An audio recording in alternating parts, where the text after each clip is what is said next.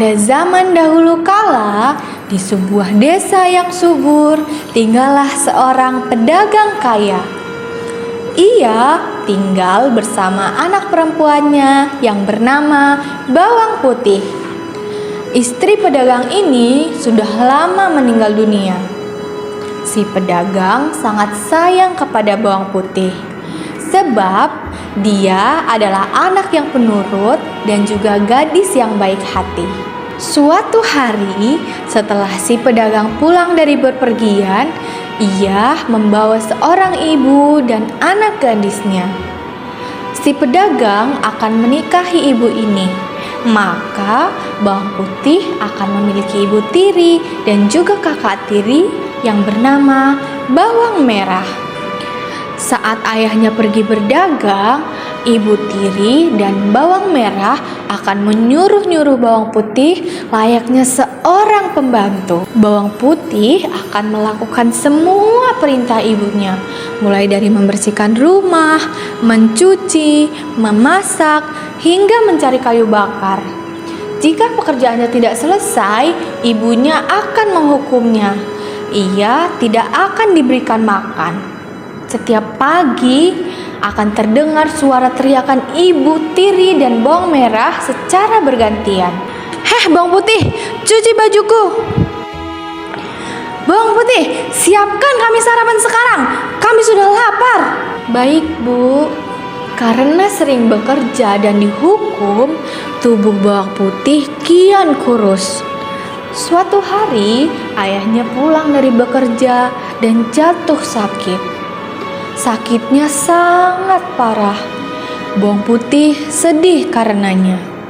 Dia tidak pernah meninggalkan ayahnya sendiri lagi. Namun apa daya, Tuhan berkata lain. Ayah Bawang Putih meninggal dunia. "Ayah, jangan tinggalkan Bawang Putih, Ayah. Ayah, Ayah." Bawang Putih menangis sedih. Sementara ibu tiri dan Bawang Merah justru kegirangan karena mereka akan mendapat rumah dan harta ayah Bawang Putih. "Lihat Bawang Merah, akhirnya dia meninggal juga." "Iya Bu, kita kan kaya." Ahahaha. Setelah ayahnya meninggal, kehidupan Bawang Putih semakin sengsara. Tidak ada lagi ayah yang menyayangi dan menghiburnya. Ibu tiri dan Bawang Merah semakin menyiksanya. Bawang Putih tetap mencoba sabar meskipun terkadang ia sering menangis di malam hari. "Tuhan, tolonglah aku Tuhan. Kenapa mereka jahat kepada aku Tuhan?" Suatu hari, Bawang Putih hendak mencuci baju di sungai. Dia masih mengantuk dan lapar. Tubuhnya lemas saat mencuci. Ketika mencuci baju, Bawang Putih tidak sadar bahwa selendang kesayangan ibu tirinya hanyut.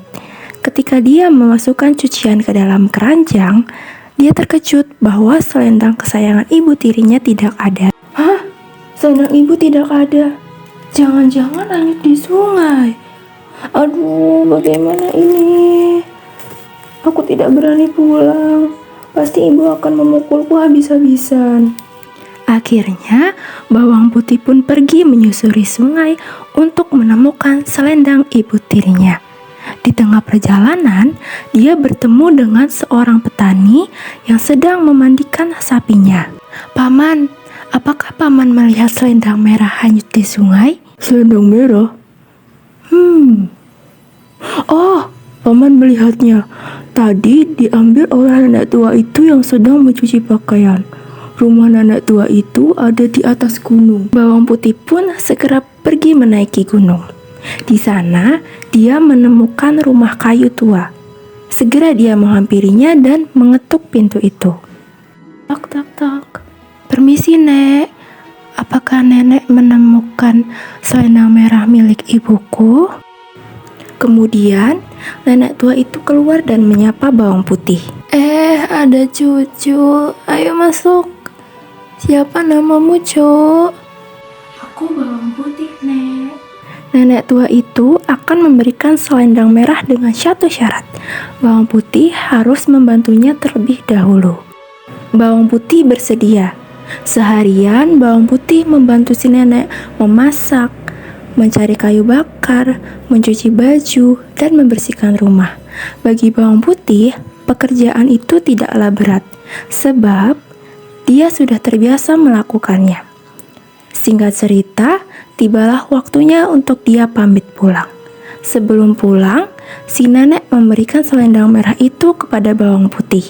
Bawang putih, ini selendang merah yang kamu cari.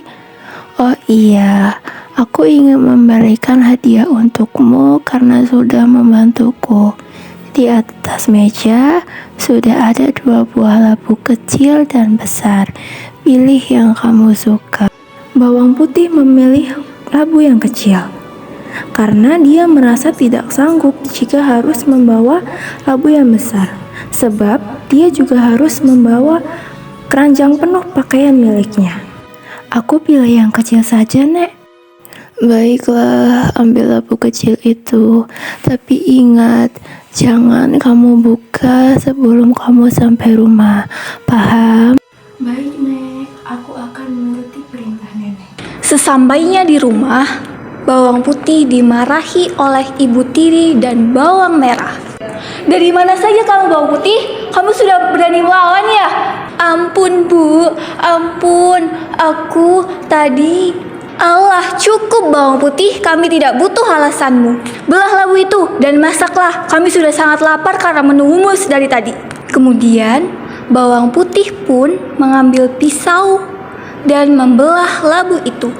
Alangkah terkejutnya, sebab isi labu itu penuh dengan perhiasan yang berkilauan dan mahal harganya. Dari mana kamu mendapatkan labu itu?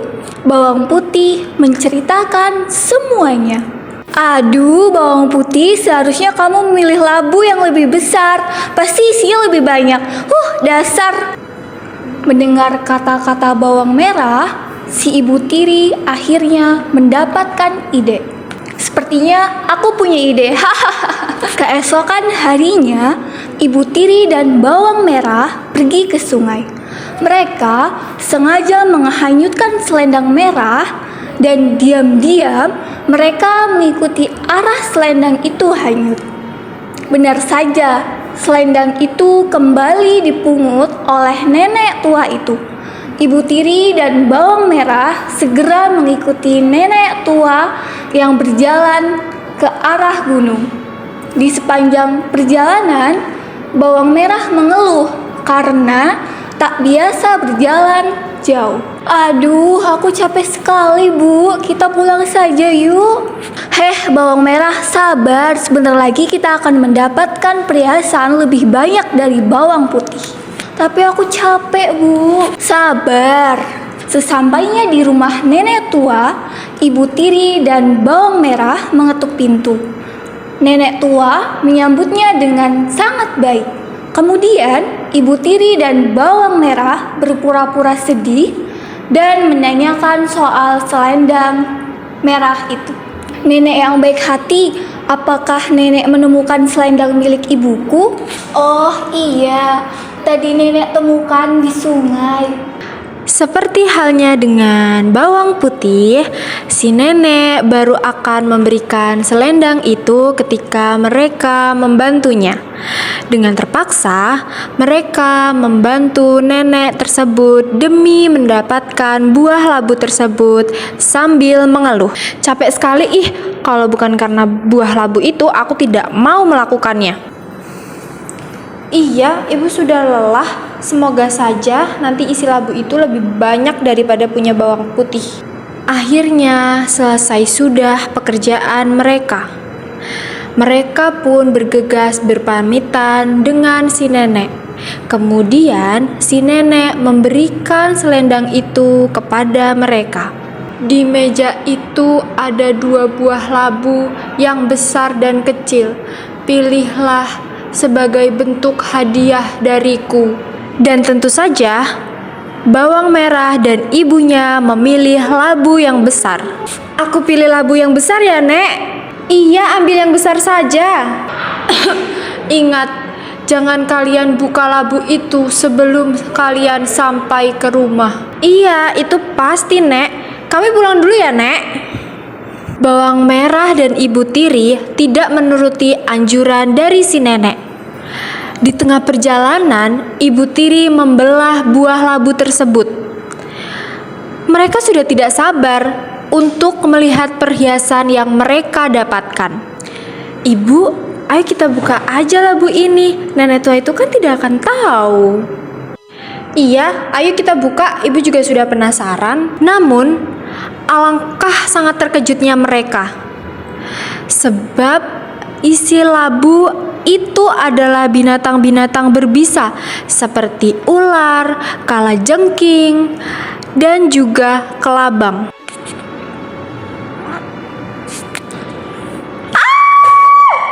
Apa ini? Mana perhiasannya?